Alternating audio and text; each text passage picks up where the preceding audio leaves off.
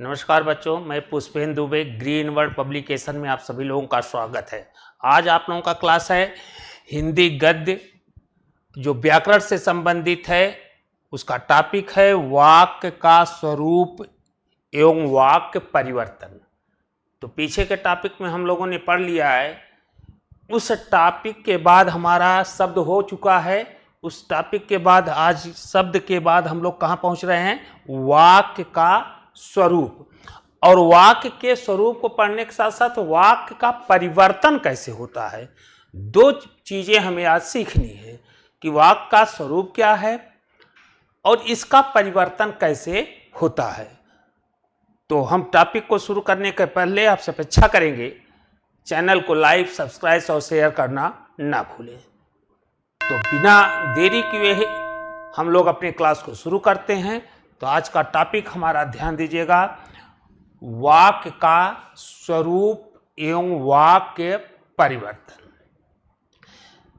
तो सबसे पहले यह जानना है कि वाक्य है क्या, वाक्य का अर्थ क्या है। तो भाषा पर चलने के पहले इस विषय पर हम लोग ध्यान देते हैं कि वाक्य का स्वरूप। टॉपिक हम लोगों का क्या है? वाक्य का स्वरूप।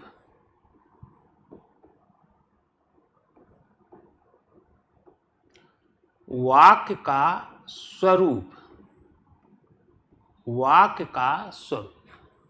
तो वाक्य के स्वरूप को जानने के पहले हम पहले वाक्य को जाने। किसको जाने? वाक्य को। वाक्य कहते किसको हैं?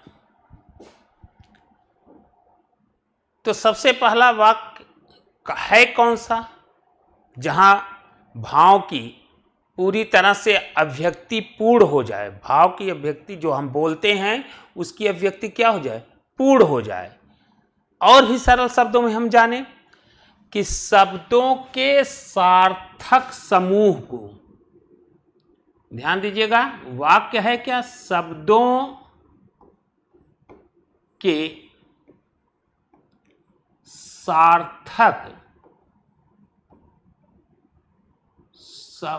सार्थक समूह को, शब्दों के सार्थक समूह को वाक्य कहते हैं। शब्दों का सार्थक समूह, जब हम बोलते हैं और शब्द को व्यवस्थित क्रम में एक सार्थकता के रूप में रखते जाते, उस पूरे समूह को ही हम क्या कहते हैं? वाक्य कहते हैं। जहां वर्ड, बढ़ जान रहे, वर्ड को अक्षर भी कहते हैं। अक्षर का अर्थ है आधाक्षर, जो कभी नष्ट न हो। यहां है कि हम शब्दों के सार्थक समूह को वाक्य तो कर रहे हैं, लेकिन अगर पता है कि भाषा की सबसे छोटी इकाई, भाषा की सबसे छोटी इकाई, भाषा की सबसे छोटी इकाई, भाषा का जब निर्माण होता है तो उसके सबसे पहले क्या आता है? वह निर्मित कैसे होता, बनता कैसे? भाषा की सबसे छोटी इकाई बच्चों वर्ड, या वर्ड कहिए, या इसे आप क्या कहोगे? वर्ड या अक्षर है। और यही वर्ड और अक्षर, भाषा की सबसे छोटी इकाई क्या है? वर्ड या अक्षर। जैसे कह दे अ, क, ख, च, ये हमारे क्या हैं? वर्ड है। अब भाषा की सबसे छोटी इकाई क्या होती है? वर्ड। और इन वर्णों को यदि हम सार्थक रूप से रखते हैं या इसे व्यवस्थित क्रम में हम रखते हैं, जब हम इसे व्यवस्थित क्रम में रखेंगे तो वर्णों के सार्थक समूह को शब्द कहते हैं। क्या कहा जाता है? शब्द। और जब शब्द को सार्थक रूप से रखा जाता है, जब शब्द को किस में रखा जाएगा? सार्थक रूप से रखा जाता है, तो इसी को वाक्य कहते हैं। क्या कहते हैं? वाक्य। जहां भाषा की सबसे छोटी इकाई वर्ड है, वही आप कह सकते हैं कि भाषा की पूरी इकाई, भाषा की पूरी इकाई क्या होता है? क्या कहेंगे? भाषा की पूरी इकाई क्या है? वाक्य है। अब भाषा की पूरी इकाई को हम क्या कहेंगे? वाक्य कहते हैं। और जब भाषा की पूरी इकाई होगी तो भी ध्यान दीजिएगा, इसमें कहीं ना कहीं क्रिया का बोध होना आवश्यक है। किसका बोध होना? वाक्य में क्रिया का बोध होना। क्रिया का बोध माने ज्ञान, ज्ञान होना, वाक्य में क्रिया का होना आवश्यक है। और चाहे यह क्रिया आप कह सकते हैं प्रत्यक्ष हो, ये भी हो सकता है, क्रिया डायरेक्ट दिखाई दे, क्रिया प्रत्यक्ष भी हो सकती है और अप्रत्यक्ष भी हो सकती है। क्रिया क्या हो सकती है? प्रत्यक्ष भी हो सकती है और क्या हो सकती है? अप्रत्यक्ष भी हो सकती है। कहीं कहीं वाक्य में कार्य संपन्न कर देते हैं, लेकिन वाक्य हमारा पूर्ण हो जाता है, लेकिन क्रिया नहीं दिखाई देता। जैसे हम कह दें जाओ, जाओ, पूरा हुआ ना, खाओ, जाओ, खाओ, जाओ, खाओ। तो कभी कभी वाक्य में क्रिया पूरी तरह से दिखाई नहीं पड़ती। तो क्लियर हो गया? वर्णों के सार्थक समूह को जहां शब्द कहते हैं, वहीं शब्दों के सार्थक समूह को वाक्य कहते हैं। और भाषा की पूरी इकाई जो होती है वह वाक्य ही कहलाती है, क्योंकि वाक्य के बोलने में जो जिसका भाव होता है वह पूरी तरह से समझ में आ जाता है।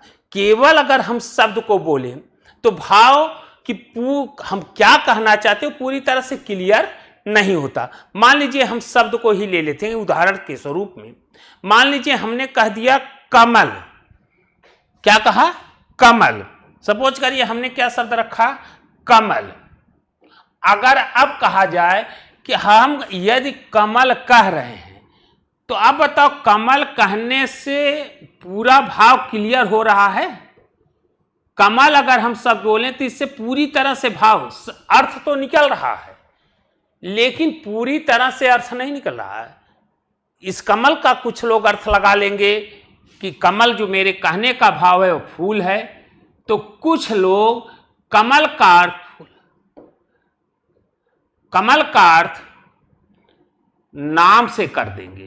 किससे कर देंगे? नाम से। कहने का मतलब कमल कहने से, लेकिन अगर यही शब्द हम कह दें कमल जाता है, तो शब्द के साथ क्या आ गया? क्रिया। क्रिया प्रत्यक्ष अप्रत्यक्ष अभी पता है, क्रिया का होना आवश्यक हो जाता है, प्रत्यक्ष अप्रत्यक्ष रूप से क्रिया पाई जाती है। तो शब्दों के सार्थक समूह को आप बता ले जाएंगे। शब्दों के सार्थक समूह को क्या कहा जाता है? वाक्य कहता है। जब अपनी पूर्णता, यह वाक्य किस रूप में होती है? अपनी पूर्णता, सन्निधता, अपनी पूर्णता या सन्निधता और पदक्रम या और व्यवस्थित अगर लिख दें, पूर्णता, सन्निधता और व्यवस्थित और व्यवस्थित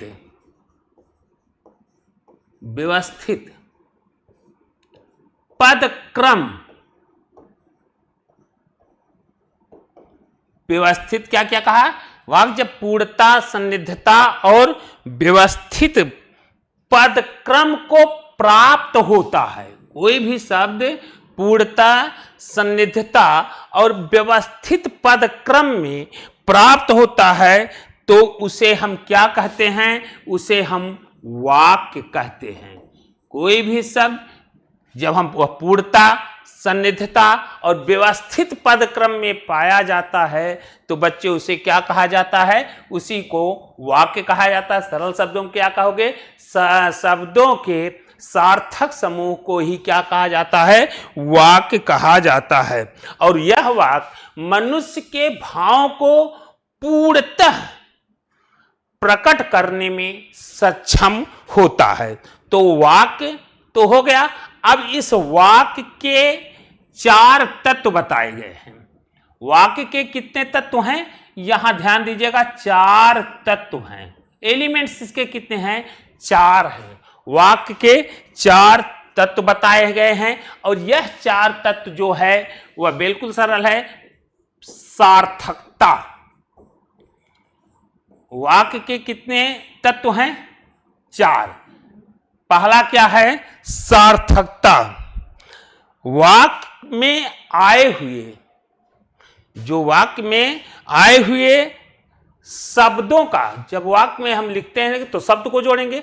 वाक्य में आए हुए शब्दों का कुछ न कुछ सार्थक अर्थ होता है।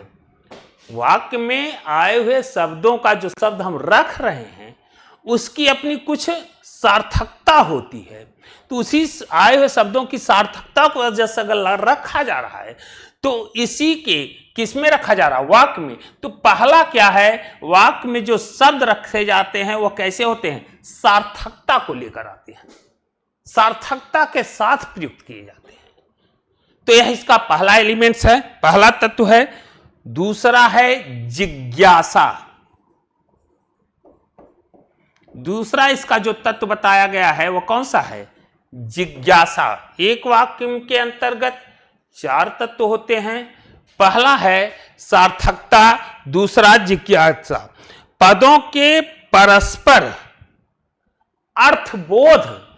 पदों में जो शब्द की सार्थकता है, परस्पर उसमें जो शब्द रखे गए हैं एक दूसरे से जुड़े हैं, परस्पर अर्थबोध।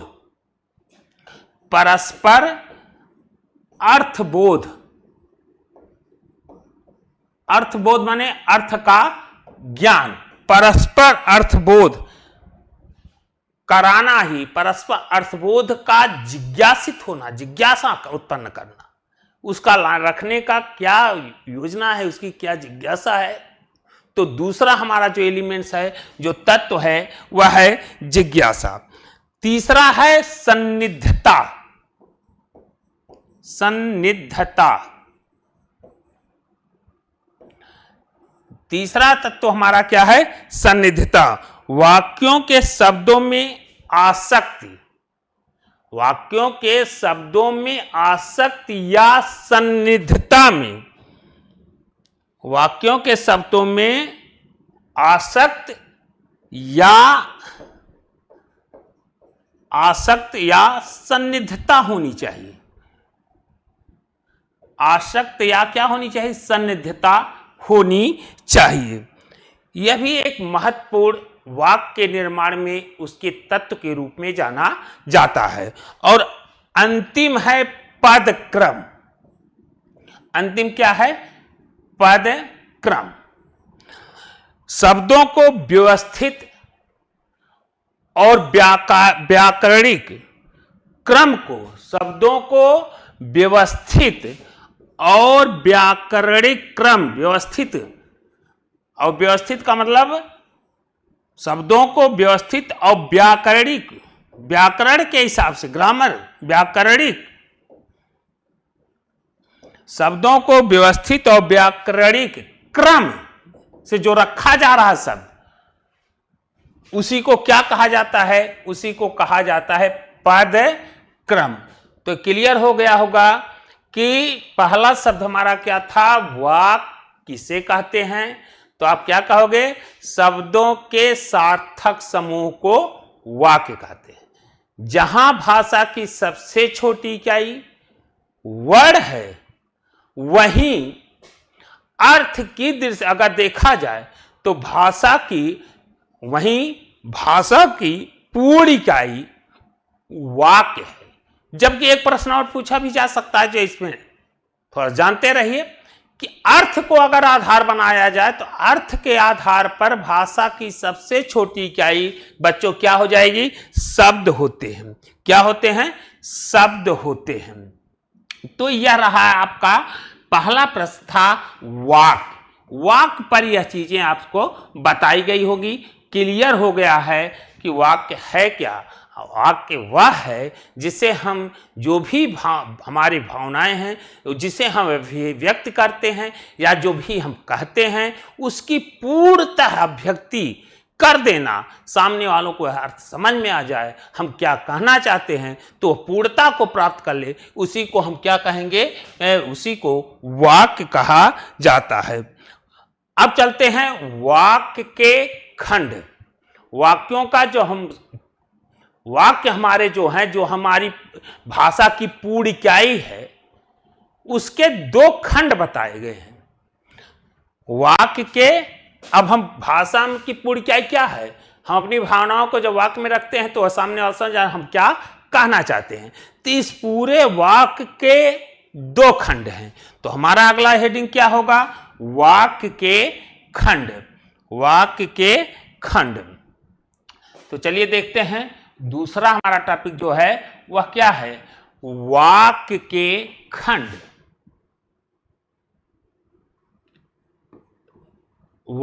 एक वाक्य जब लिखा जाएगा, भाषा की जो पूर्ण इकाई है, तो वाक्य के दो खंड किए गए हैं। कोई भी वाक्य जब बोला जाता है तो इसके कितने खंड हो सकते हैं? इसके दो खंड बताए गए हैं। दो खंडों के अंतर्गत दो खंड, दो प्रकार से विभाजन किया गया, दो प्रकार से इसको हम जानते हैं। दो खंड हैं कौन से? इस पे आएगा। पहला है उद्देश्य। वाक्य में दो खंड हैं। पहला क्या है? दो खंडों में पहला है, बिल्कुल सरल है, ध्यान दीजिएगा, पहला है उद्देश्य। वाक्य के दो खंड हैं। पहला क्या है? उद्देश्य। और दूसरा जो खंड है इसका वह है विधेय। तो वाक्य के कितने खंड किए जाएंगे? ये क्लियर हो गया। कितने खंड होते हैं वाक्य के? किसी भाषा की पूर्ण इकाई वाक्य है, वाक्य को भी विभाजित कर दिया, इसके दो खंड होते हैं। किसी भी वाक्य में दो खंड जरूर होंगे। वह कौन सा खंड है? पहला है उद्देश्य और दूसरा क्या है? विधेय। अब उद्देश्य क्या है इसको जाने। किसके संदर्भ में? उद्देश्य क्या है? दो खंड है ना। भाषा के कितने खंड है? दो खंड है। अब इन दो खंडों में पहला क्या है? उद्देश्य और दूसरा क्या है? विधेय। अब हम किसके संदर्भ में जाने? उद्देश्य। उद्देश्य कोई वाक्य आप बोलेंगे तो उसमें एक उद्देश्य होगा। उद्देश्य कौन है? जिसके विषय में कुछ कहा जाता है। उद्देश्य क्या है? उद्देश्य वह है जिसके विषय में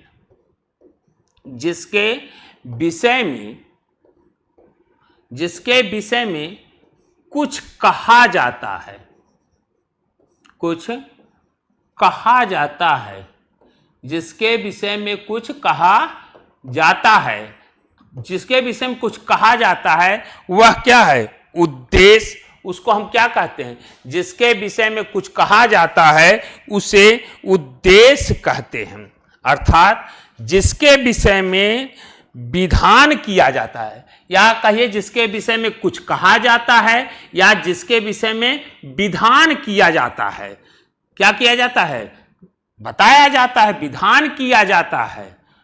या आप ऐसा कह दीजिए जिसके विषय में कुछ कहा जाता है, पर्टिकुलर जिसके संदर्भ में कहा जा रहा है, उसे हम उद्देश्य कहेंगे, या जिसके विषय में कुछ क्या किया जाता है, विधान किया जाता है, उसको हम उसको सूचित करने वाले शब्द को ही हम क्या कहते हैं, उद्देश्य कहते हैं। जिसके विषय में कुछ विधान किया जाता है या जिसके विषय में विधान किया जा रहा है, उसी शब्द को ही हम क्या कहते हैं, उद्देश्य कहते हैं। जैसे कह दें श्याम पढ़ता है, यहां देखिएगा श्याम पढ़ता है, श्याम पढ़ता है। यहां क्या, इसकी व्याख्या क्या कहा गया है, जिसके विषय में कुछ कहा जाए, तो किसके विषय में कहा जा रहा है, श्याम के विषय में। किसके विषय में कहा जा रहा है, श्याम के। तो श्याम यहां हमारा क्या होगा, श्याम ही हमारा क्या है, उद्देश्य है। आदित्य आइसक्रीम खाता है, आदित्य आइसक्रीम, आदित्य आइसक्रीम खाता है। तो किसके विषय में बताया जा रहा है, आदित्य के। जिसके विषय में कुछ कहा जा रहा है वह क्या हो जाएगा, वसी को उद्देश्य कहते हैं। और सुनिए, जैसे सीता सुंदर गाती है, सीता सुंदर सुंदर गाती है, सीता सुंदर गाती है। तो गाने जो बताया जा रहा है किसके संदर्भ में, किसके विषय में कहा जा रहा है, सीता के संदर्भ में। किसके विषय में विधान किया गया है, सीता के संदर्भ में। इसलिए यहां पर हमारे श्याम, सीता, आदित्य, ये हमारा क्या है, उद्देश्य है।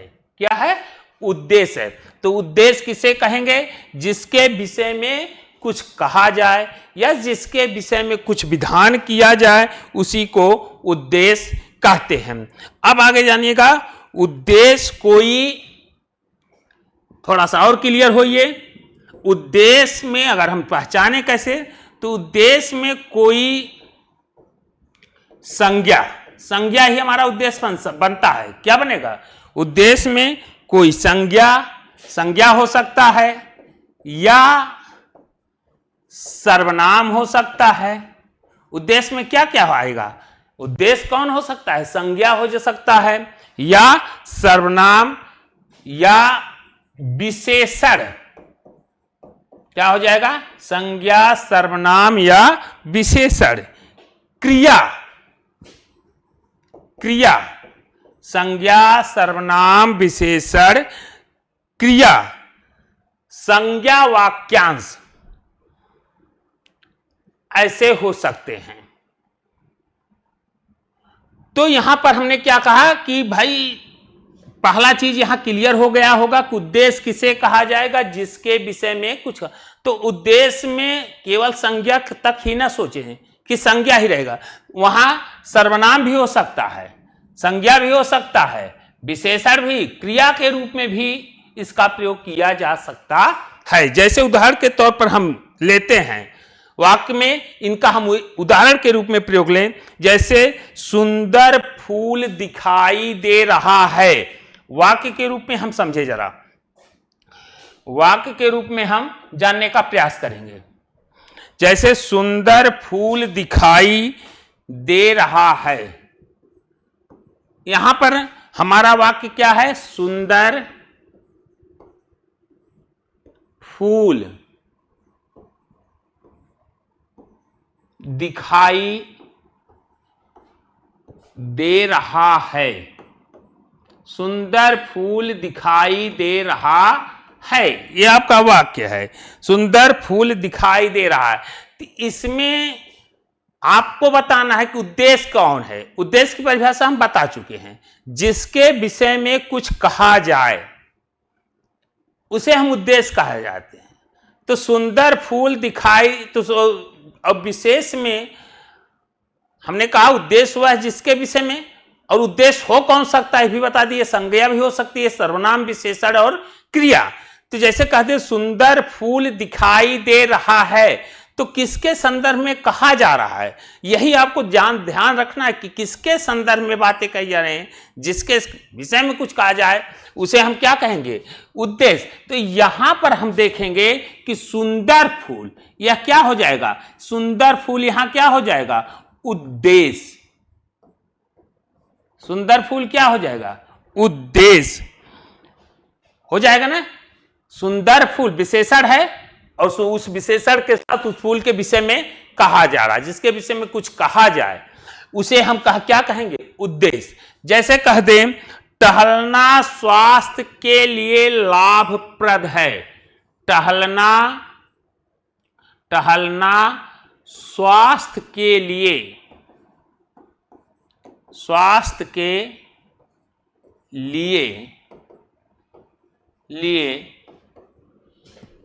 लाभप्रद है।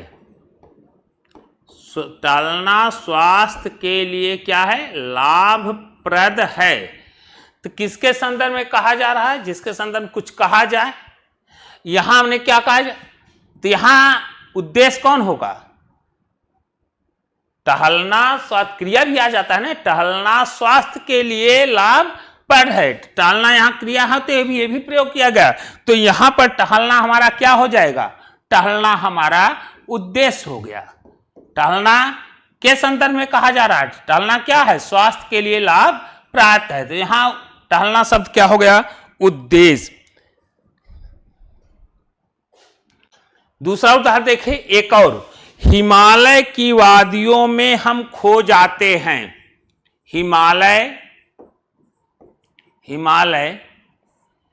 की वादियों में, हिमालय की वादियों में हम खो जाते हैं। हम खो जाते हैं।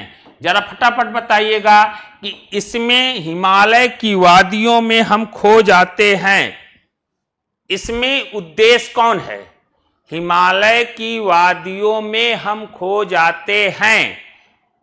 तो यहां पूरा शब्द हिमालय की वादियों में हम इन्हीं के संदर्भ में कहा, खो जाते हैं, गुम हो जाते हैं। तो पूरा वाक्य हमारा क्या हो रहा है, यहां हमारा पूरा वाक्य हो रहा है उद्देश्य। तो उद्देश्य के संदर्भ में जानिए संज्ञा भी हो सकता है और सर्वनाम भी हो सकता है और विशेषण भी हो सकता है और क्रिया भी हो सकता है। इस रूप में प्रयोग किया जाता है। तो जिसके विषय में कुछ कहा जाए, अब यहां देखिए हिमालय की वादियों में किसके विषय में कहा जा रहा, हिमालय की व्यवस्था में, हिमालय की वादियों में, इन्हीं के विषय में तो कहा जा रहा, हम खो जाते हैं। तो यह पूरा सेंटेंस यहां तक क्या हो गया, उद्देश्य। तो जिसके विषय में कुछ कहा जाए उसे हम क्या कहते हैं, उसी को उद्देश्य कहते हैं। तो वाक्य के दो प्रमुख अंग बताए गए, दो खंडों में उसे हम रखते हैं। पहला क्या कहा गया, पहला कहा गया उद्देश्य, तो दूसरा क्या है, विधेय। तो वाक्य के अंतर्गत हमने देखा दो हो रहे हैं। पहला विभाजन के तौर इसके खंड जो हो रहे हैं दो रूपों में, कौन कौन से, उद्देश्य और विधेय। किसके किसके संदर्भ में, उद्देश्य और विधेय।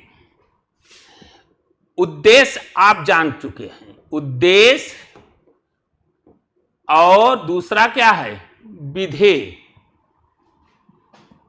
उद्देश्य और विधेय ये किसके हैं, वाक्य के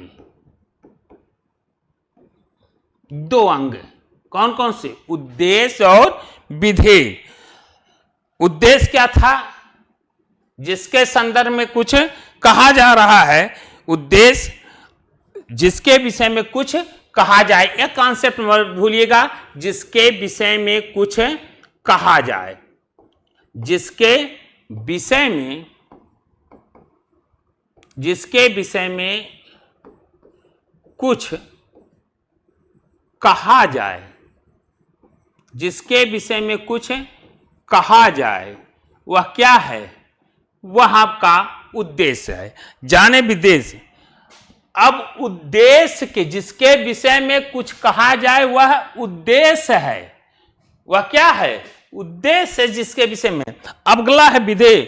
उद्देश्य के विषय में जब कुछ कहा जाए, यहां ध्यान दीजिएगा, जिसके विषय में कहा गया हो तो उद्देश्य है। अब उद्देश्य के विषय में क्या कहा रहा है कि उद्देश्य के विषय में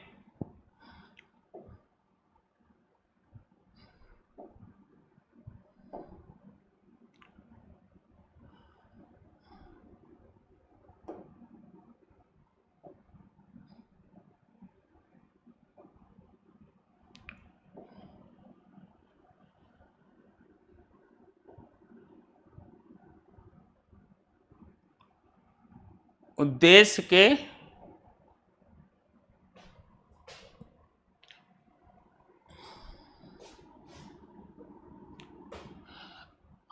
फिर से देखें, थोड़ा सा पुनः ध्यान दीजिएगा। वाक्य के दो अंग बता दिए गए। पहला क्या बताया गया? पहला उद्देश्य, और दूसरा क्या कहा गया? विधेय।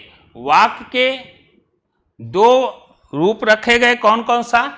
उद्देश्य और विधेय। वाक्य के दो रखे गए, कौन कौन सा? उद्देश्य और विधेय।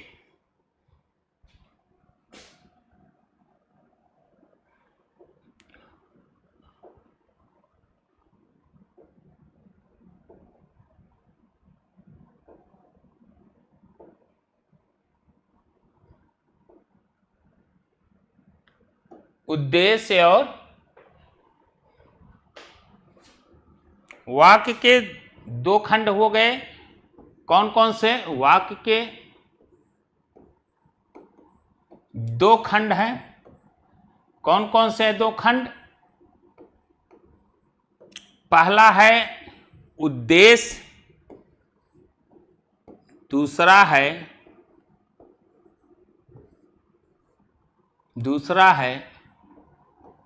विधेय।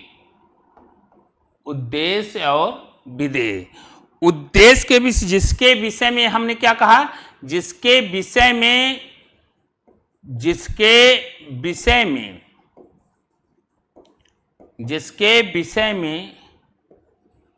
कुछ कहा जाए,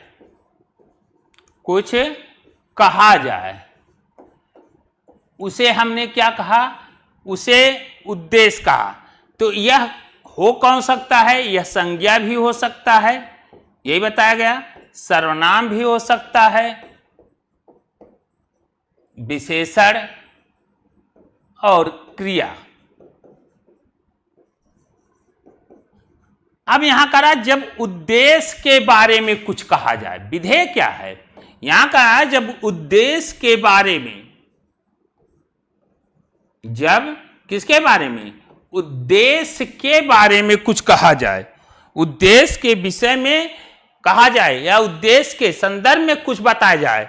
जब उद्देश्य के विषय में जो बात कही जाए, जब उद्देश्य के विषय में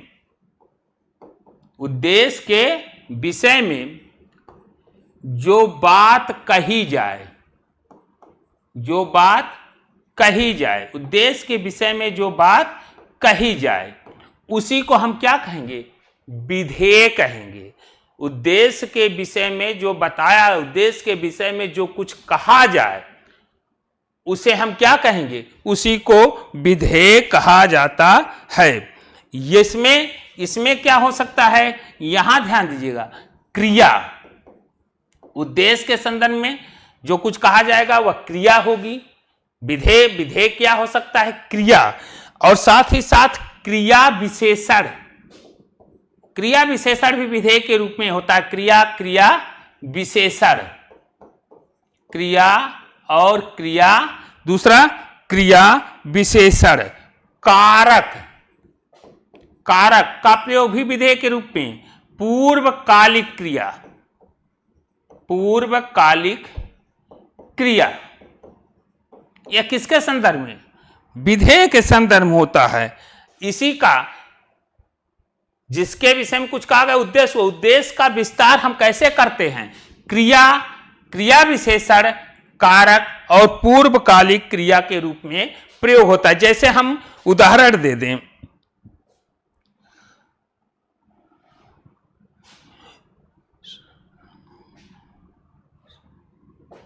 श्वेता मधुर गीत गाती है। श्वेता मधुर गीत गाती है, गाती है। श्वेता मधुर गीत गाती है। अब इसमें पूरा आपको बताना है कि इसमें उद्देश्य कौन है और विधेय कौन है। उद्देश्य के बारे में जाने, जिसके विषय में कहा जाए, तो किसके विषय में कहा जा रहा है? वह श्वेता के विषय में कहा जा रहा है। किसके विषय में कहा जा रहा है? श्वेता। तो श्वेता यहां पर क्या हो जाएगा? उद्देश्य। उद्देश्य, और उद्देश्य के विषय में क्या बताया जा रहा है? श्वेता के विषय में कहा गया तो उद्देश्य, और उद्देश्य के विषय में क्या कहा जा रहा है? उद्देश्य के विषय में बताया जा रहा है मधुर गीत गाती है। तो मधुर गीत गाती है, यही आपका क्या हो गया? यही आपका विधेय हो गया। क्या हो गया? विधेय हो गया। श्वेता मधुर गीत गाती है। जैसे कह दें, दूसरा उदाहरण देखा जाए, दूसरे उदाहरण के माध्यम से समझा जाए। जैसे कह दें, दूसरा उदाहरण देखें, जैसे कहें राम ने रावण को, राम ने रावण को,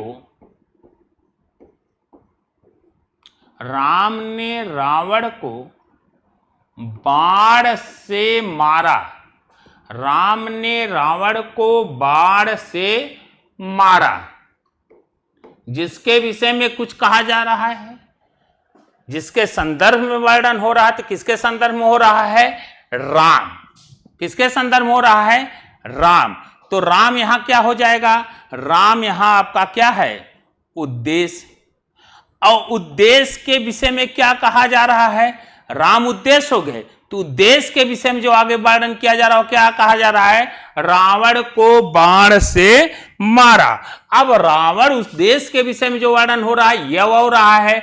अगर यह हो रहा है तो इसीलिए इसे क्या कहा जाएगा? इसीलिए इसे कहा जाता है विधेय। राम ने रावण को बाण से मारा। तो यहां पर आपको क्लियर हो गया होगा कि किसे हम उद्देश्य कहते हैं, किसे हम विधेय कहते हैं। जिसके विषय में कुछ कहा जाए उसे उद्देश्य। और जब उद्देश्य के बारे में हम आगे बढ़ते हैं, वह क्रिया हो सकता है, क्रिया विशेषण के रूप में भी हो सकता है, कारक के रूप में प्रयुक्त हो सकता है। तो उसी उद्देश्य के विषय में जो आगे बढ़ाया जा रहा है, उसी को क्या कहा जा रहा है? विधेय। तो आगे बढ़े। अब अगला प्रश्न है वाक्य से। वाक्य के भेद किए गए हैं। वाक्य के हम क्या करने जा रहे हैं? ये दो अंग थे। कौन कौन से थे? उद्देश्य और विधेय। अब हम क्या कर रहे हैं? वाक्य का हम क्या करने चल रहे हैं? वाक्य का हम क्या करने चल रहे हैं? वाक्य के भेद के संदर्भ में वर्णन करने चल रहे हैं। वाक्य के भेद कितने हैं? तो वाक्य के यहां जो भेद बताए जा रहे हैं, दो भेद। कितने भेद हैं? वाक्य के जो भेद हैं वह दो हैं। कौन कौन से हैं? पहला यह जाने, दो भेद किए जा रहे हैं। पहला है रचना के आधार पर, चाहे कह दीजिए रचना या बनावट कह लीजिए। रचना के आधार पर, रचना के आधार पर वाक्य के भेद। दूसरा कहा जा रहा है अर्थ के आधार पर। अर्थ के आधार पर, अर्थ के आधार पर वाक्य के दो भेद किए गए। वह कौन कौन से? पहला रचना के आधार पर भेद किया गया है, और दूसरा अर्थ के आधार पर। अर्थ के आधार पर भी भेद किया गया। रचना माने बनाना, वाक्य को कैसे बनाया जाता है। तो रचना के आधार पर वाक्य के दो भेद हो गए। वाक्य के कितने पार्ट हैं? भागों में बांटा गया था। उसके दो खंड हैं, एक उद्देश्य और दूसरा विधेय। अब वाक्य के जो भेद होने जा रहे हैं वह कितने हो रहे हैं? दो, रचना के आधार पर और अर्थ के आधार पर। अब रचना के आधार पर आते हैं इस पर। वाक्य दो भेद हो गए, कौन? रचना के आधार पर और अर्थ के आधार पर। अब रचना के आधार पर वाक्य के तीन भेद हैं। रचना, पहले हम इसी को पढ़ेंगे। रचना के आधार पर वाक्य के तीन भेद हैं। कितने भेद हैं? तीन भेद हैं। रचना के आधार पर वाक्य के तीन भेद हैं। अब तीन भेद हैं कौन? पहला है सरल वाक्य। रचना, जब वाक्य को हम बोलते हैं, वाक्य को हम वाक्यों का निर्माण करते हैं, तो उस आधार पर वाक्य के तीन भेद किए गए हैं। पहला है सरल वाक्य। पहला कौन सा है? सरल वाक्य। पहला सरल वाक्य। दूसरा है संयुक्त वाक्य। संयुक्त वाक्य, सरल वाक्य, संयुक्त वाक्य। और तीसरा है मिश्रित वाक्य।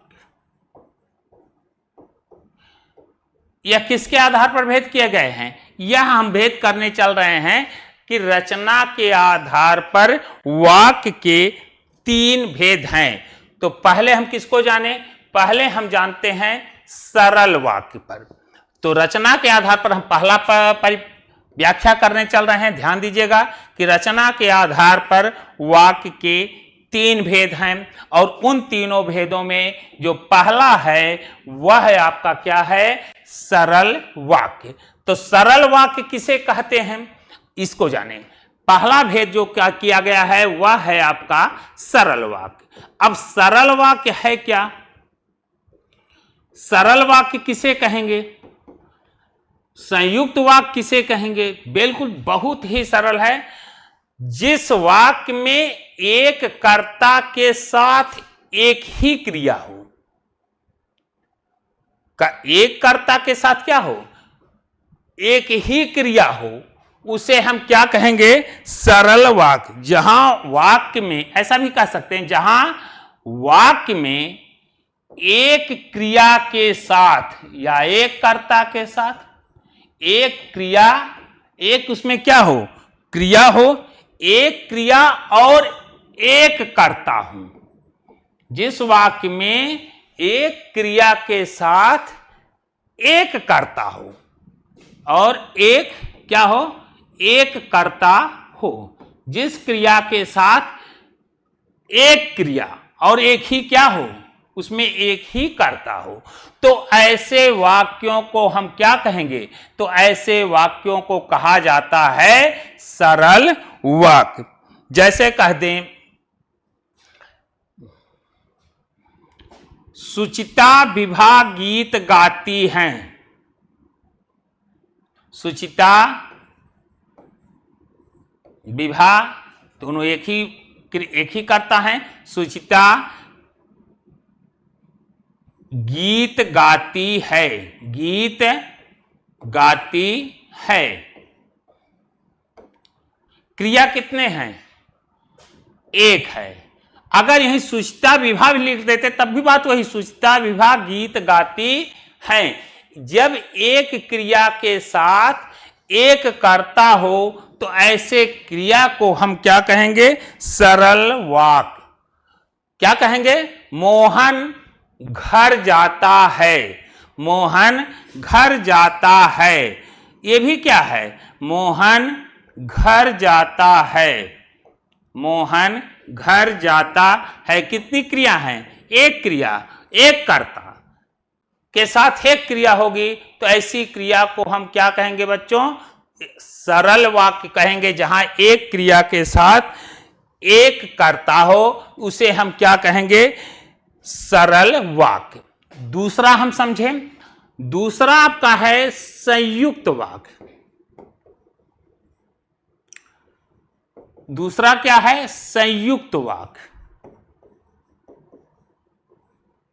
दूसरा क्या है? संयुक्त वाक्य। संयुक्त क्या है? जब दो सरल वाक्य, जब दो सरल वाक्य, सरल वाक्य क्या है? एक क्रिया एक कर्ता, पुनः एक क्रिया पुनः एक कर्ता। जब दो सरल वाक्य जब दो सरल वाक्य आपस में किसी समुच्चय बोधक का मतलब क्या है? समुच्चय मतलब जोड़ते हों। एक सरल वाक्य के साथ एक सरल वाक्य क्या हो? किसी समुच्चय बोधक शब्दों से। समुच्चय बोधक क्या है? जैसे और, या इत्यादि से हम उसको क्या करते हो? जोड़ते हो। तो ऐसी क्रिया को हम क्या कहेंगे? संयुक्त वाक्य। जिस वाक्य में दो या दो से अधिक, इसमें ऐसा भी कहा जिस वाक्य में दो या दो से अधिक, दो या दो से अधिक, दो या दो से अधिक वाक्य, दो या दो से अधिक वाक्य या दो या दो से अधिक स्वतंत्र वाक्य, ऐसा भी कह सकते हैं। दो या दो से अधिक कैसा वाक्य? स्वतंत्र वाक्य जुड़ते हो, लेकिन किसके द्वारा? समुच्चय बोधक शब्दों से। कैसे जुड़ रहे हो? समुच्चय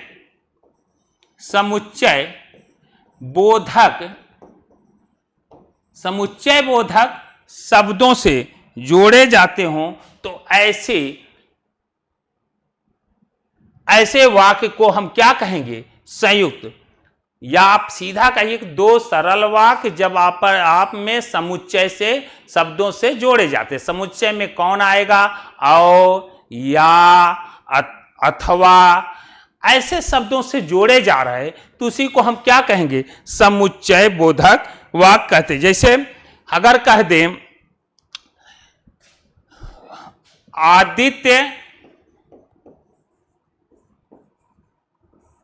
आदित्य गीत गा रहा है। आदित्य गीत गा रहा है। अब यहां देखिए क्या? दो या दो से अधिक वाक्य, दो या दो से अधिक स्वतंत्र, एक वाक्य हो गया ना। आदित्य गीत गा रहा है, एक वाक्य हुआ कि नहीं? एक करता है क्रिया, सरल वाक्य भी है। आदित्य गीत गा रहा है, और इसी वाक्य में हम किससे जोड़ दे रहे हैं इसको? और सुधा खेल रही है। और विभा, चाहे सुधा जो भी लिख दे, विभा और विभा खेल रही है। और विभा खेल रही है। अगर आप ये देखिए तो ये सरल वाक्य है कि नहीं? और पूरा वाक्य है। आदित्य गीत गा रहा है और विभा खेल है, दो स्वतंत्र वाक्य हैं। और लेकिन इन दोनों स्वतंत्र वाक्यों से किससे जोड़ा गया? और से।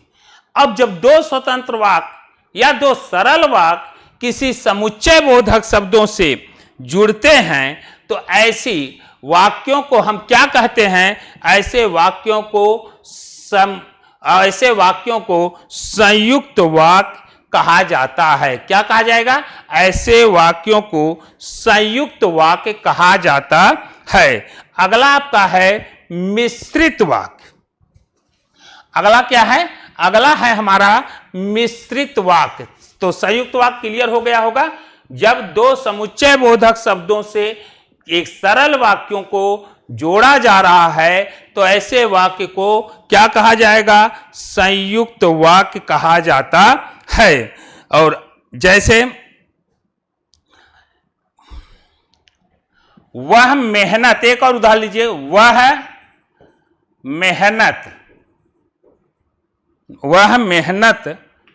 मेहनत तो करता है।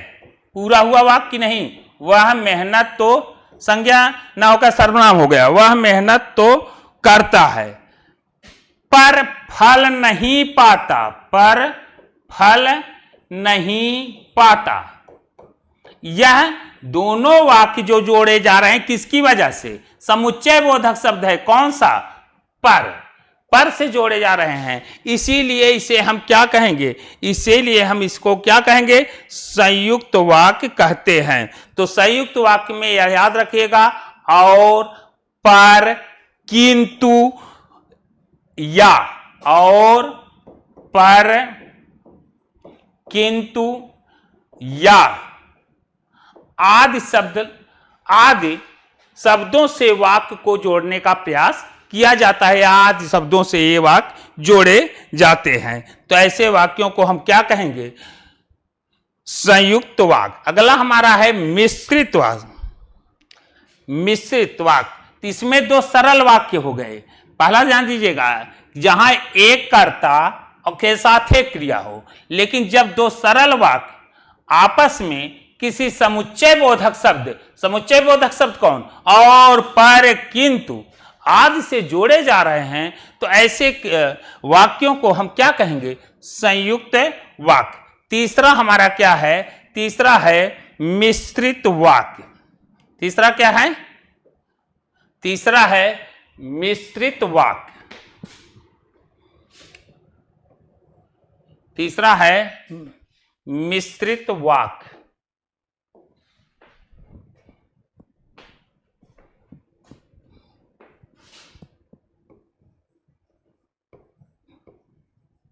मिश्रित वाक्य।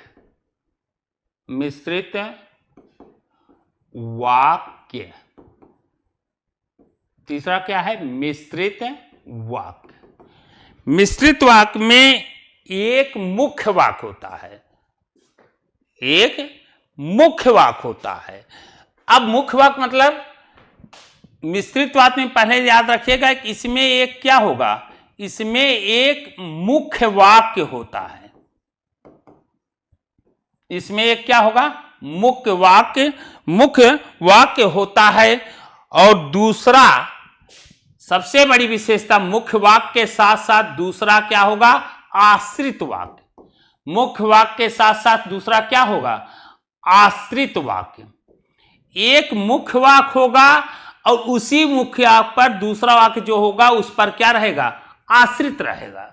तो जब एक मुख्य वाक्य के साथ साथ दूसरा आश्रित वाक्य जुड़े हों, तो ऐसे वाक्य को क्या कहा जाएगा? मिश्रित वाक्य। मिश्रित वाक्य में एक मुख्य वाक्य होता है तो दूसरा आश्रित वाक्य होता है। और आश्रित वाक्य जो होंगे एक से अधिक भी हो सकते हैं। कहने मतलब एक मुख्य वाक्य और उसी वाक्य पर दूसरा वाक्य आश्रित रहता है, तो ऐसे वाक्य को हम क्या कहेंगे? संयुक्त वाक्य। यदि मैं पढ़ता, जैसे देखिए, यदि मैं पढ़ता, यदि मैं पढ़ता तो, यदि मैं पढ़ता तो जरूर पास होता। यदि मैं पढ़ता तो अवश्य पास होता। जरूर पास होता या अवश्य पास होता। हमने क्या कहा था कि इसमें एक मुख्य, अगर हम ऐसा करते तो मुख्य है ना, अगर हम पढ़ते, यह हमारा क्या है? मुख्य। अगर पढ़ते यह मुख्य है तो हम पास होते। तो एक मुख्य वाक्य पर दूसरा वाक्य क्या हो? एक कार्य पर दूसरा कार्य क्या हो? आश्रित हो। एक वाक्य पर दूसरा वाक्य क्या करे? आश्रित हो जाए, या एक कार्य पर दूसरा कार्य क्या हो? आश्रित हो जाए, तो इसे क्या करता है? इसे मिश्रित वाक्य कहते हैं। जो मेहनत करता है, जो मेहनत करता है वह फल पाता है। तो एक वाक्य पर दूसरे वाक्य का आश्रित रहना ही मिश्रित वाक्य कहलाता है। तो यह आपका रहा रचना के आधार पर। फिर से ध्यान दें, रचना के आधार पर जब हम शब्दों का वाक्यों को बनाते हैं तो तीन प्रकार के वाक्य प्रयोग किए जाते हैं। पहला सरल वाक्य। सरल वाक्य में एक कर्ता के साथ एक क्रिया। दूसरा संयुक्त वाक्य, दो सरल वाक्य जब आपस में जुड़े और समुच्चय बोधक शब्दों से पर, परंतु, किंतु आदि से जुड़ रहे हों और से, तो ऐसे क्रिया वाक्य को संयुक्त वाक्य। जब एक प्रधान वाक्य उसी पर दूसरा आश्रित वाक्य हो तो उसे हम क्या, यदि वर्षा होती तो फसल अच्छी होती, तो पहली क्रिया यदि होती तब न दूसरी क्रिया होती। एक वाक्य पर दूसरे वाक्य का आश्रित रहना ही क्या कहलाता है? मिश्रित वाक्य कहलाता है। यह किसके आधार पर किया गया? यह रचना के आधार पर यहां पर वर्णन किया गया। दूसरा बिंदु क्या दिया गया था? अर्थ के आधार पर। किसके आधार पर? अर्थ के आधार पर। अब हमको जो पढ़ना है वह किसके आधार पर? अर्थ के आधार पर। दूसरा पॉइंट हमारा था अर्थ के आधार पर।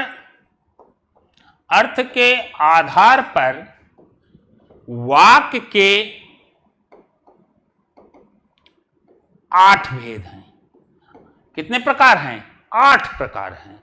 अर्थ के आधार पर वाक्य के 8 प्रकार हैं। और 8 प्रकार कौन कौन से हैं हम थोड़ी सी चर्चा कर देते हैं। पहला है विधानार्थक वाक्य। अर्थ के आधार पर वाक्य 2 हैं। पहला हमारा जो है वह है विधानार्थक वाक्य। पहला वाक्य क्या है? विधानार्थक वाक्य। अब विधानार्थक वाक्य क्या होता है? जहां किसी क्रिया के द्वारा कार्य होने की जानकारी मिले। जहां किसी क्रिया के द्वारा क्या होने की? जहां क्रिया के द्वारा कार्य होने की जानकारी मिले। क्रिया के द्वारा किसकी जानकारी है? क्रिया के द्वारा कार्य होने की जानकारी मिले। क्रिया के द्वारा कार्य होने की जानकारी मिले। अगर क्रिया के द्वारा कार्य होने की जानकारी मिल रही है तो ऐसी क्रिया को, ऐसे वाक्य को विधानार्थक वाक्य कहते हैं। जहां क्रिया के द्वारा कार्य होने की क्या मिल जाए? जानकारी मिले, उसे हम क्या कहेंगे? विधानार्थक कार्य कहते हैं। जैसे लड़की खाना खाती है। क्या कह रहा है? लड़की खाना खाती है। क्रिया होने की जानकारी हो रही ने, खाने की जानकारी। लड़की खाना खाती है। जहां क्रिया के होने की जानकारी मिले उसे हम क्या कहेंगे? उसे विधानार्थक वाक्य कहते हैं। इस विधानार्थक के साथ दूसरा है निषेधवाचक वाक्य। दूसरा क्या है? निषेधवाचक वाक्य। निषेधवाचक वाक्य। निषेधवाचक वाक्य। अब निषेधवाचक वाक्य क्या है? जहां कार्य न होने का बोध हो। जहां कार्य का निषेध हो। क्रिया का क्या हो? क्रिया का क्या हो? निषेध हो। कार्य का क्या हो? निषेध हो। जहां कार्य का निषेध हो उसे हम निषेधवाचक वाक्य कहते हैं। जहां कार्य का निषेध हो, उसे निषेध की जानकारी मिले, नकारात्मक जानकारी मिले, उसे हम क्या कहेंगे? निषेधवाचक वाक्य कहते हैं। जैसे विभा मैथ नहीं जानती। विभा मैथ नहीं जानती। विभा मैथ नहीं जानती। ये क्या है? निषेधवाचक वाक्य के अंतर आता है। क्या है? निषेध। विभा मैथ नहीं जानती। दूसरा है प्रश्नवाचक वाक्य। जहां किसी वाक्य में के माध्यम से प्रश्न किया जाए। क्या किया जाए? वाक्य में क्या किया जाए? प्रश्न किया जाए। तो तीसरा हमारा क्या है? प्रश्नवाचक वाक्य। तीसरा हमारा क्या है? प्रश्नवाचक वाक्य।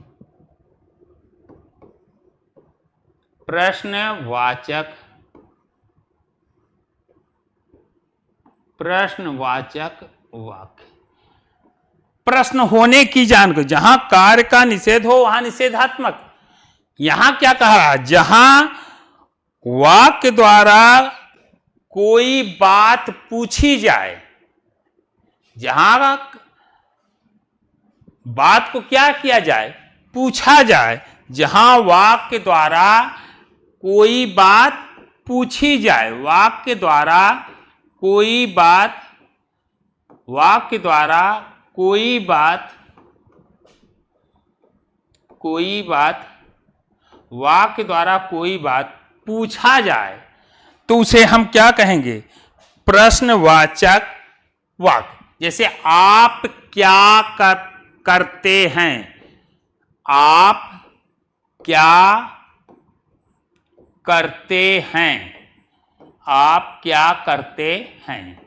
वाक्य द्वारा कुछ आपसे क्या किया जा रहा है, पूछा जा रहा है, तो इसे हम क्या कहेंगे, प्रश्नवाचक वाक्य। तुम कौन हो, तुम कौन हो, तुम कौन हो। यहां पर क्या है, प्रश्नवाचक वाक्य हो रहा है, वाक्य द्वारा कोई बात पूछी जा रही है। अगला है आज्ञार्थक वाक्य। चौथा आपका क्या है, आज्ञार्थक वाक्य, आज्ञार्थक वाक्य, आज्ञार्थक वाक्य। यह कैसा वाक्य, इस वाक्य द्वारा किसी को आज्ञा, इस वाक्य द्वारा किसी को, इस वाक्य द्वारा किसी को क्या दिया जा रहा हो, आज्ञा, आदेश। इस वाक्य द्वारा किसी को आज्ञा, आदेश, उपदेश, आज्ञा, आदेश, उपदेश देने वाला, जिस वाक्य में क्या दिया जा रहा हो, आज्ञा, आदेश और उपदेश दिया जा रहा हो, उसे हम क्या कहेंगे, आज्ञार्थक वाक्य कहा जाता है। जैसे आदित्य यहां आओ, आदित्य, आदित्य यहां आओ, आदित्य यहां आओ। एक कैसा है, यहां आओ, आदेश दिया जा रहा, आदित्य यहां। कृपया कल यहां अवश्य आना, कृपया कल यहां अवश्य आना, अवश्य आना। एक ऐसा वाक्य है, यह है आज्ञार्थक वाक्य। अगला आपका है, अगला वाक्य जो है संदेहार्थक वाक्य। अगला कौन सा है, अगला वाक्य आपका है संदेहार्थक वाक्य। अगला वाक्य संदेहार्थक वाक्य, संदेहार्थक, संदेहार्थक वाक्य। अगला वाक्य हमारा कौन सा है, संदेहार्थक वाक्य। जहां वाक्य में संदेह, जिस वाक्य में क्या हो, संदेह, शंका, जिस वाक्य में क्या हो, संदेह, शंका, संभावना,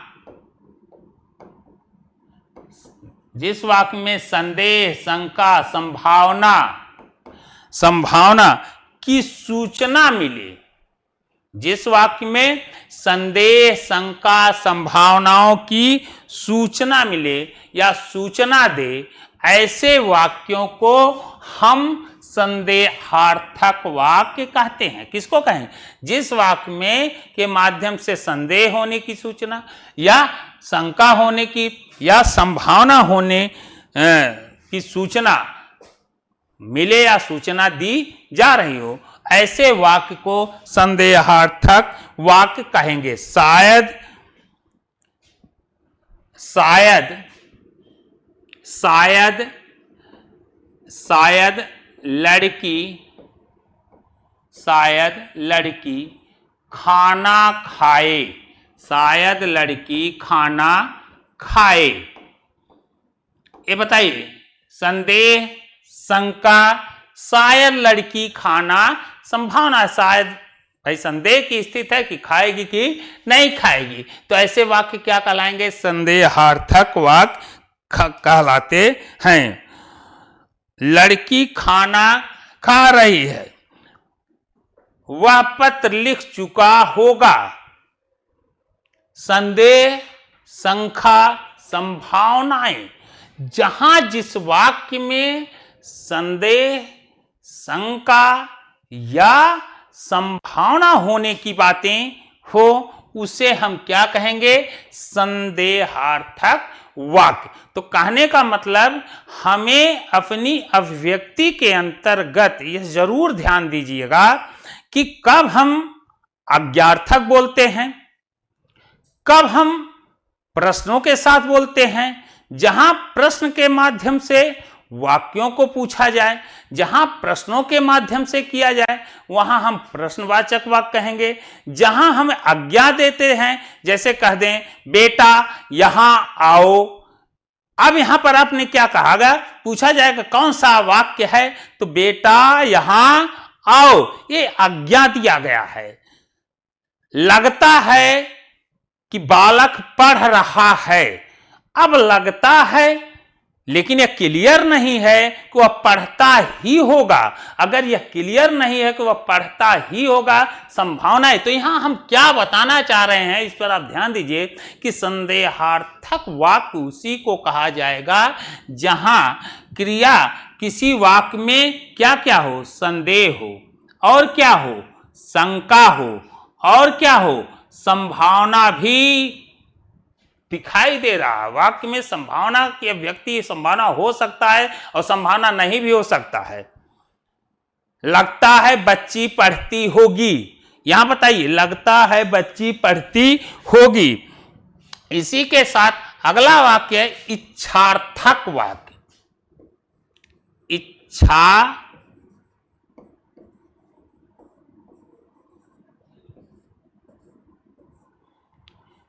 इच्छार्थक वाक्य,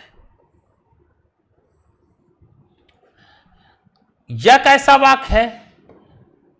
एक ऐसा वाक्य जहां अपनी इच्छा, ऐसे वाक्य को बोला जा रहा है जहां अपनी क्या हो रही है? इच्छा की अभिव्यक्ति, इच्छाएं प्रकट की जा रही हैं। तो जिस वाक्य में इच्छाओं का प्रकट होना हो उसे इच्छा का अर्थ है, चाहे आप कह दीजिए इच्छा, शुभ कामना, शुभ कामना, शुभ इच्छा, शुभ कामना, इच्छा शुभ कामना, या आशीर्वाद, इच्छा शुभ कामना या आशीर्वाद। जिस वाक्य में इच्छा, शुभ कामना या आशीर्वाद प्रकट हो, इच्छा, शुभ कामना या आशीर्वाद प्रकट हो, व्यक्त हो, तो ऐसे वाक्यों को हम क्या कहेंगे? इच्छार्थक वाक्य।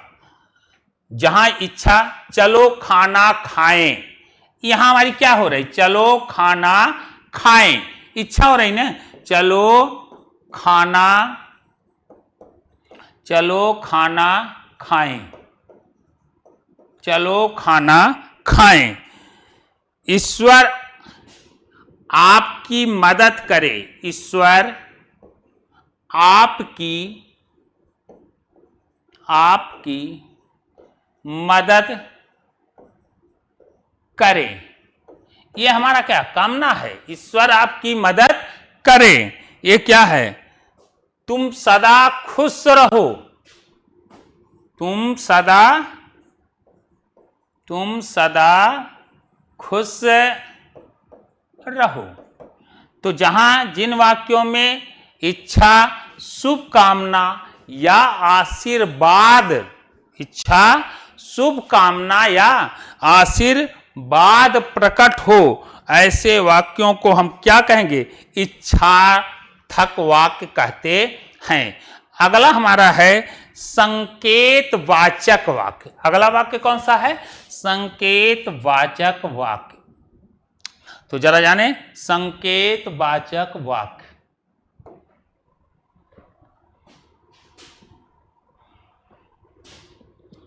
संकेत वाचक वाक्य। संकेतवाचक वाक्य। संकेत या शक्ति, यहां क्या कर रहा है? ऐसा वाक्य जहां संकेत या कह सकते हैं शक्ति, ऐसा वाक्य जहां संकेत या शक्ति व्यक्त करने वाला हो। संकेत या शक्ति व्यक्त करने वाले वाक्य को, संकेत या शक्ति व्यक्त करने वाले वाक्य को, व्यक्त करने वाले संकेत या शक्ति को व्यक्त करने वाले वाक्य को संकेत या शक्ति व्यक्त करने वाले वाक्य को संकेतवाचक वाक्य कहते हैं। जैसे देखिए, यह लड़की खाना खा लेती तो सो जाती। यह लड़की खाना खा लेती, यह लड़की खाना खा लेती, यह लड़की खाना खा लेती तो सो जाती। संकेत है ना, तो सो जाती। ऐसे वाक्य जिसमें संकेत शक्ति का प्रदर्शन, संकेत या शक्ति का भाव व्यक्त हो, ऐसे वाक्य को संकेतार्थक वाक्य कहेंगे। यदि राम आएगा, यदि राम आएगा, यदि राम आएगा, संकेत दे रहा ना कि यदि राम आएगा तो मैं खेलूंगा, तो मैं खेलूंगा, तो मैं खेलूंगा। तो ऐसा क्या है? संकेतार्थक। यदि राम आएगा तभी मैं, यह एक संकेत है कि अगर राम आएंगे तब हम खेलेंगे, अन्यथा नहीं खेलेंगे। तो ऐसे क्या कहा गया? संकेतार्थक। अगला लास्ट है विस्मयादि बोधक वाक्य। विस्मयादि बोधक वाक्य। विस्मयादि बोधक वाक्य। विस्मय प्रकट हो, किसी वाक्य में क्या हो? विस्मय। विस्मय का मतलब किसी वाक्य में विस्मय, शोक, हर्ष, शोक, विस्मय, शोक, हर्ष, विस्मय, शोक, हर्ष आदि का भाव, आदि का भाव, आदि का भाव व्यक्त करने वाला वाक्य। विस्मय, शोक, हर्ष आदि का भाव व्यक्त करने वाला वाक्य, जिस वाक्य में विस्मय, शोक, हर्ष, लाद आदि का भाव व्यक्त हो, उसे हम विस्मयादि बोधक वाक्य कहते हैं। जैसे अरे, अरे राखी गिर गई, अरे राखी गिर गई, अरे राखी गिर गई, अरे राखी गिर गई। क्या सबने खाना खा लिया? क्या सबने खाना, क्या सबने खाना खा लिया? क्या सबने खाना खा लिया? तो ये कौन सा है? विस्मयादि बोधक। कौन सा वाक्य है? विस्मयादि बोधक वाक्य। तो अभी तक हमने क्या पढ़ा? विधि। तो अगर देखा जाए अर्थ के आधार पर वाक्य के जो भेद किए गए वह कितने किए गए? 8। पहला वाक्य जो बताया गया विधिवाचक वाक्य, कौन सा वाक्य बताया गया? विधिवाचक। पहला वाक्य हमारा क्या था? विधिवाचक वाक्य। तो विधिवाचक के साथ साथ क्लियर हो गए होंगे कि विधिवाचक वाक्य किसे कहा जाता है?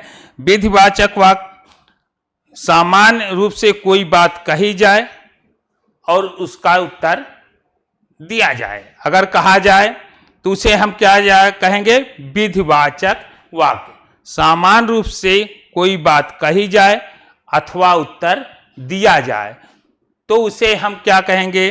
साधारण वाक्य। जिसकी बात कहने का बोध उसे हम क्या कहेंगे? विधि। तो विधिवाचक वाक्य, प्रश्नवाचक वाक्य, विस्मयादिवाचक वाक्य, निषेधात्मक वाक्य और इच्छार्थक वाक्य के साथ साथ संदेहात्मक वाक्य और अज्ञार्थक वाक्य, इन सबको अभी तक हमने क्या पढ़ा कि वाक्य के जो भेद बताए गए वह कितने बताए गए?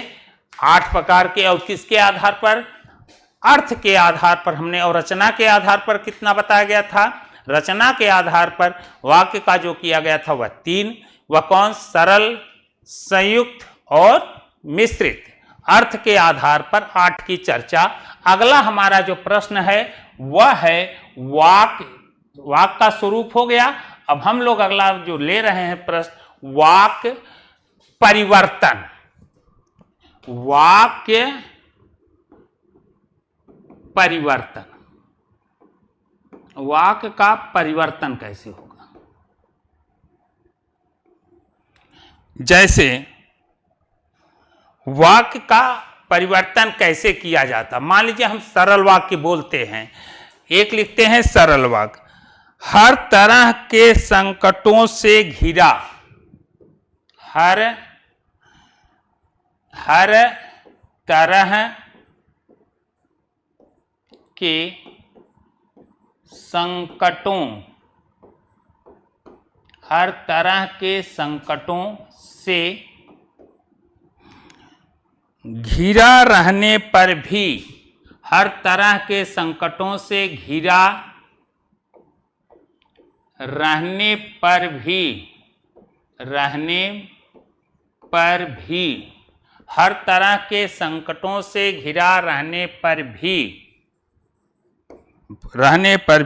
वह निराश नहीं हुआ। वह निराश नहीं हुआ।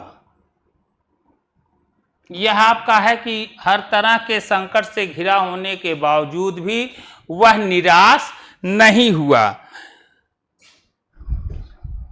यहां हमने यह वाक्य हमारा जो है वह कैसा है? यह हमारा वाक्य है सरल वाक्य। कैसा वाक्य है? सरल वाक्य। हर तरह के संकटों से घिरा रहने पर भी वह निराश नहीं हुआ। अब यहां हम बनाएंगे संयुक्त वाक्य। संयुक्त वाक्य कैसे बनेगा? या तो है सरल वाक्य, हर तरह के संकटों से घिरा रहने पर भी वह निराश नहीं हुआ। संयुक्त कैसे बनाएंगे? संकटों ने, फिर से देखें, संकटों ने उससे हर तरह से घेरा। संकटों ने उसे हर तरह से घेरा। संकटों ने उसे हर तरह से घेरा। संयुक्त बनाने जा रहे हैं। संयुक्त में समुच्चय बोधक शब्द का प्रयोग करना पड़ेगा, यह ध्यान दीजिएगा। हर तरह के संकटों से घिरा रहने पर भी वह निराश नहीं, उसी वाक्य को बनाना है। संकटों ने उसे हर तरह से घेरा, किंतु यहां किससे जोड़ा जा रहा है? समुच्चय बोधक शब्द लग गया। कौन सा? किंतु वह निराश नहीं हुआ। किंतु वह निराश नहीं हुआ, निराश नहीं हुआ, निराश नहीं हुआ। संकटों ने उसे हर तरह से घेरा किंतु वह निराश नहीं हुआ। लेकिन यह तो सरल वाक्य हो गया और ये क्या हुआ, संयुक्त वाक्य। अगर हम इसी को मिश्र वाक्य बनाएं तब क्या होगा, मिश्र वाक्य में इसे हम कैसे बनाएंगे, मिश्र वाक्य को कैसे हम इसे जोड़ेंगे। यद्यपि वह हर तरह से संकटों से घिरा था, मिश्र वाक्य है ना, एक मिश्र वाक्य में हमने क्या बताया, एक प्रधान वाक्य होगा, एक क्या होगा प्रधान, दूसरा उस पर आश्रित होगा। तो यहां क्या कर रहा है, यद्यपि वह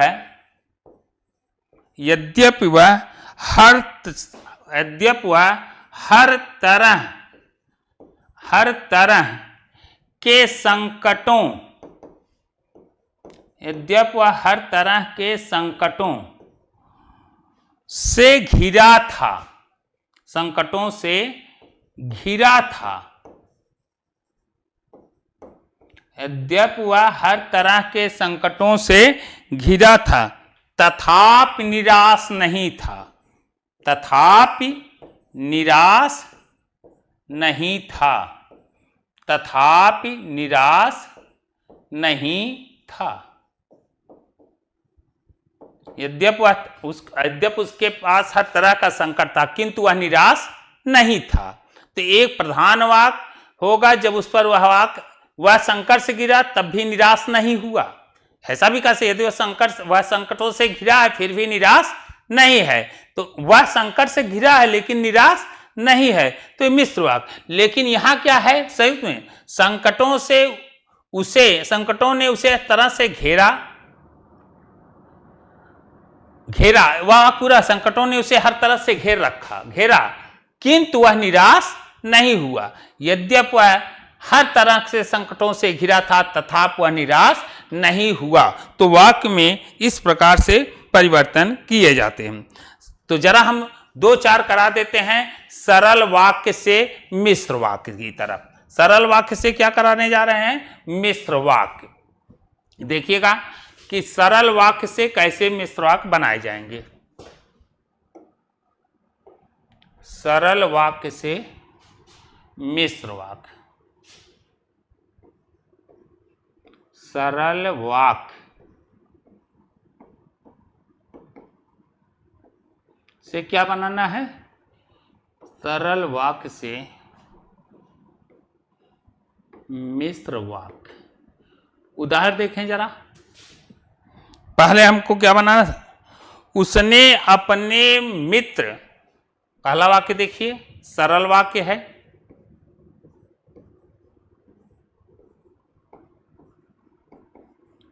सरल वाक्य।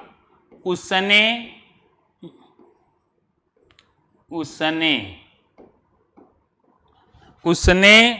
अपने मित्र का, उसने अपने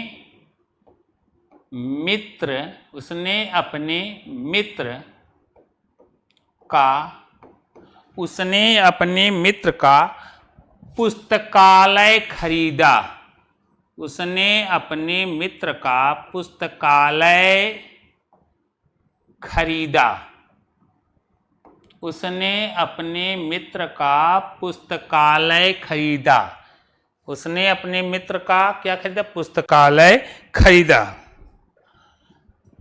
अब इसे हमें क्या बनाना है, मिश्र वाक्य। तो कैसे बनाएंगे, उसने अपने मित्र का पुस्तकालय खरीदा। तो मिश्र वाक्य बनाते समय हमें क्या ध्यान देना होगा, मिश्र वाक्य बनाए, उसने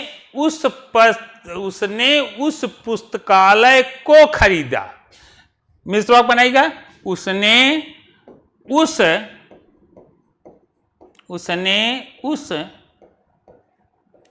पुस्तकालय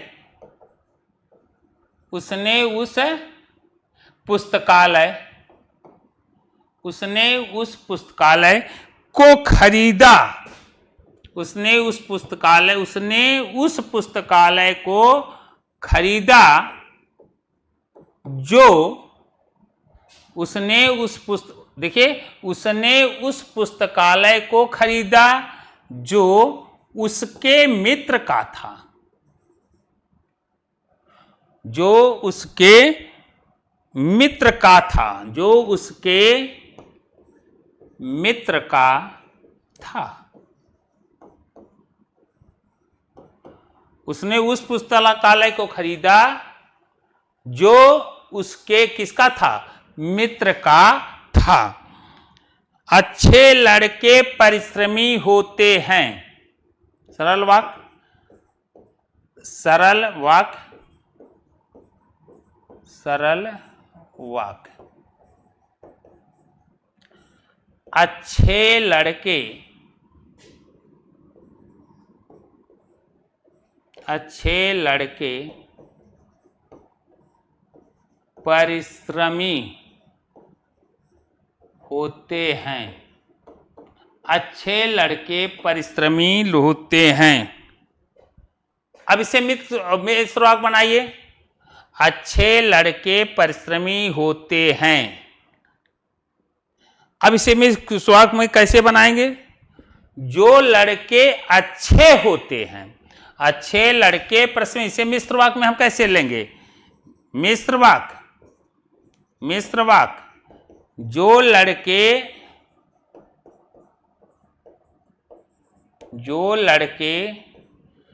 परिश्रमी होते हैं, जो लड़के परिश्रमी होते हैं, जो लड़के परिश्रमी होते हैं वे अच्छे होते हैं, वे अच्छे होते हैं। जो लड़के परिश्रमी होते हैं वे अच्छे होते हैं। अगला देखें, अगला, जो लड़के परिश्रमी होते हैं वे अच्छे होते हैं। लोकप्रिय कवि का सम्मान सभी करते हैं। सरल वाक्य,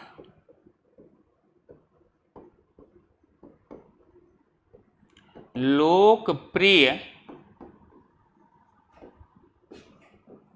लोकप्रिय कवि का सम्मान, लोकप्रिय कवि का सम्मान सभी करते हैं। लोकप्रिय कवि का सम्मान सभी करते हैं। अब इसे हमें क्या बनाना है? मिश्र वाक्य। अब यहां है जो लोकप्रिय कवि हो, जो कवि लोकप्रिय होता है, इसे मिश्र वाक्य में हम क्या रखें? जो मिश्र वाक्य, जो कवि लोकप्रिय होता है, जो कवि लोकप्रिय, जो कवि लोकप्रिय होता है, जो कवि लोकप्रिय होता है उसका सम्मान सभी करते हैं, उसका सम्मान, उसका सम्मान सभी करते हैं। जो कवि लोकप्रिय होते हैं, जो कवि लोकप्रिय होता है उसका सम्मान सभी करते हैं। सरल वाक्य से दो एक संयुक्त वाक्य भी बना लिया जाए। सरल वाक्य से क्या बनाना है? संयुक्त वाक्य। सरल वाक्य से संयुक्त वाक्य। अस्वस्थ रहने के कारण, अस्वस्थ रहने के, अस्वस्थ रहने के कारण, अस्वस्थ रहने के कारण वह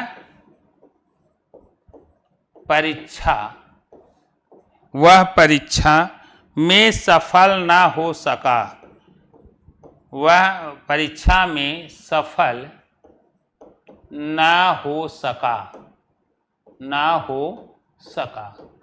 वह अस्वस्थ रहने के कारण वह परीक्षा में सफल ना हो सका। अस्वस्थ रहने के कारण वह परीक्षा में सफल ना हो सका। ये क्या है? सरल वाक्य। अस्वस्थ रहने के कारण वह परीक्षा में सफल ना हो सका।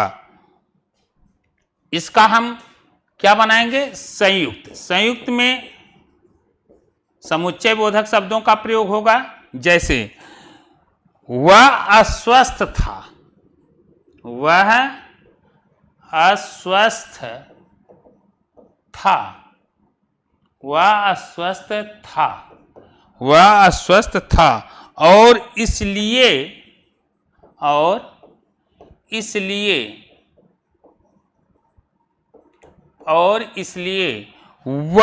इसलिए परीक्षा में